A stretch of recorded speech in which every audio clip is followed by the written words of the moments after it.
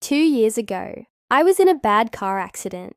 I was in a coma for 2 weeks, and when I finally woke up, I had no idea that my life would never be the same again.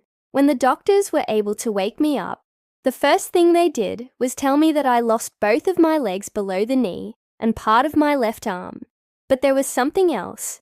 They also told me that I had a cat at home. That's why I have a cat at home. For those who don't know, my cat is my emotional support animal. I take him everywhere with me, and I've had him since he was a kitten. So when I heard that he was at home, I immediately started asking questions.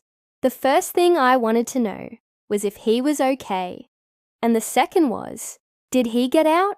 Because if he got out, then he might still be out looking for me, which meant that he could still be alive. I was worried sick. And then one of the nurses came over and told me that he was fine and that he hadn't gotten out. Then she gave me some more details. She said that someone from my family had come by and picked him up and brought him here. That's when it hit me. It wasn't just my life that had changed. My cat's life had changed too. You see, I couldn't move and I needed help with pretty much everything. And even though my cat is a really good boy, and normally very well behaved, he wasn't used to me being so helpless. And even though he was only 4 years old at the time, I knew that he was smart enough to understand that something was wrong. At first, when my family told me that he had stopped eating and drinking, I thought that it was because he was scared or confused.